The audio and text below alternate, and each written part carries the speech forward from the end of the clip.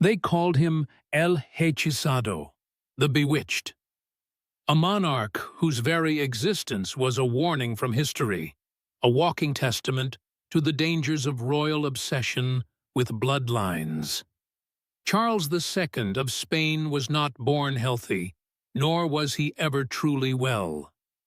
His body was frail, his face gaunt, his jaw misaligned so badly he could barely chew.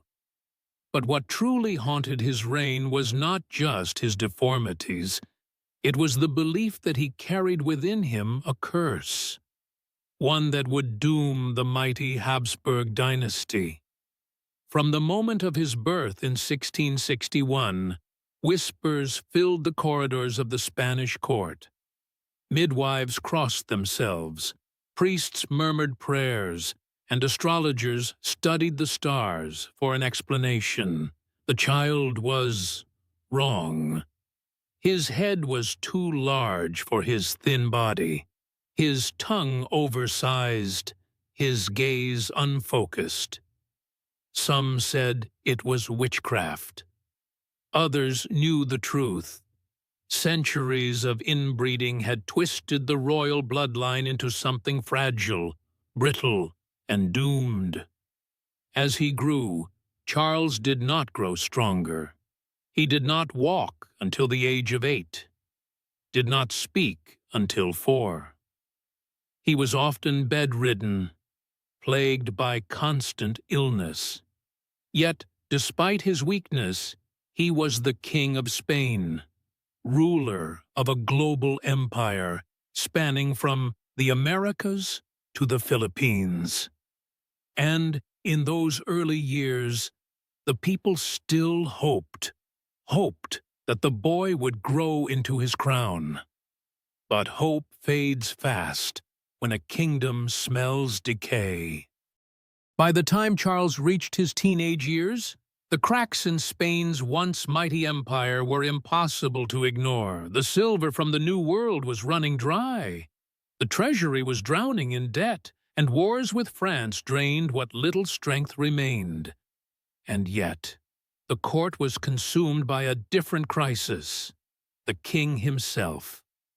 Charles was fragile, sickly, and prone to strange fits.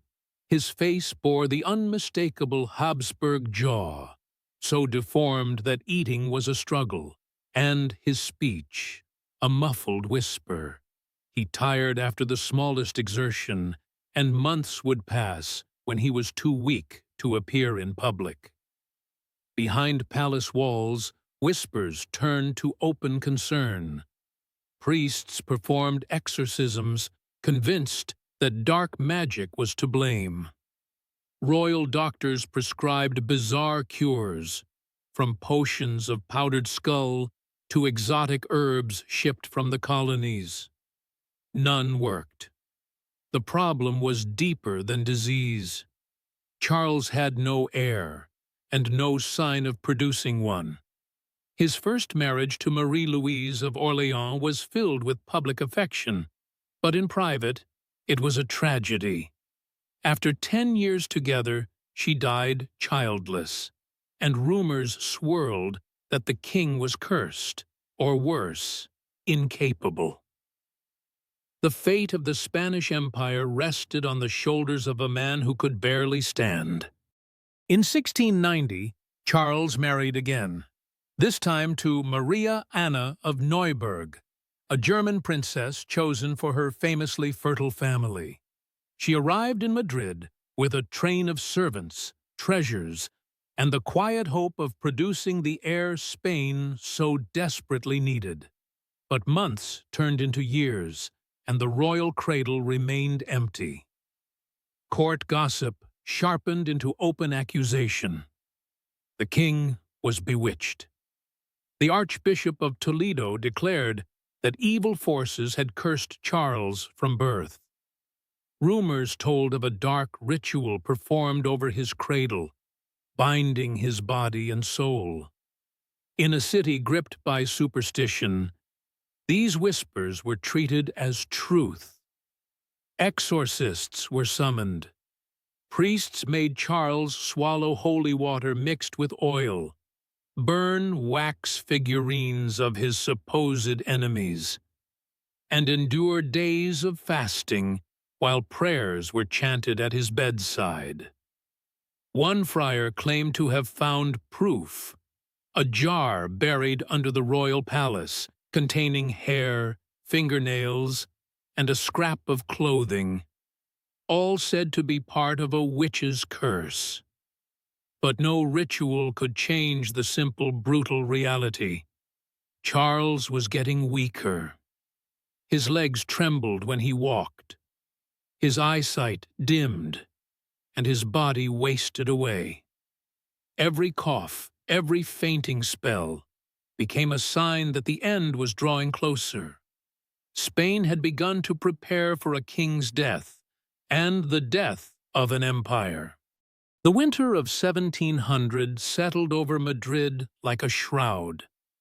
The royal palace, once echoing with feasts and processions, had grown eerily quiet. Charles II now spent most days in his private chambers, surrounded by heavy drapes to keep out the cold. His face had thinned to sharp angles, and his once dark eyes seemed to swim in shadow. Servants moved softly, their footsteps muted on the marble floors. Every gesture toward the king, offering a cup of broth, adjusting a blanket, was slow and deliberate, as though any sudden movement might break him. Doctors argued in hushed tones outside his room. Some insisted on purges and bleeding to balance the humors. Others recommended exotic remedies, powdered pearls, gold dust in wine, or the heart of a young stag. But none of it worked. Maria Anna sat at his bedside, her hands folded tightly, her gaze fixed on the frail figure before her. She had stopped asking for heirs. Now she prayed only for his comfort. In the corridors, courtiers whispered about succession. The question of who would rule Spain after Charles was no longer a matter of politics alone. It was the spark that could ignite a European war. Ambassadors sent frantic letters home. Generals prepared armies in the distance. And through it all, the king lingered, trapped between life and death, his reign already. On November 1st, 1700, the bells of Madrid tolled before dawn. Inside the royal chamber, the air was heavy with candle smoke and whispered prayers. Charles II lay propped against pillows, his breath shallow, his skin cold despite the mountain of blankets. A priest stood at his side, reciting the final rites. Courtiers crowded at the far end of the room, their faces pale, their eyes darting to one another in uneasy anticipation. Charles opened his eyes only once that morning. Witnesses swore he tried to speak, but no words came, only a faint movement of the lips, as if forming a prayer, or perhaps a final command that would never be known. Moments later, his head sank to one side. The silence that followed was broken only by the priest's voice. Requiescat in pace. Outside the palace, word spread quickly. Church bells rang across Spain, but they were not the joyous peals of celebration. They were deep, mournful, and foreboding. With no children, no heir, and a Europe already poised on the brink of conflict, the king's death set in motion the War of the Spanish Succession, a struggle that would reshape the balance of power on the continent. In death, as in life, Charles II remained a symbol of a dynasty's decline, a man born to rule, yet crushed by the weight of his bloodline. His story, whispered for centuries, became a warning of how even the mightiest thrones can rot from within.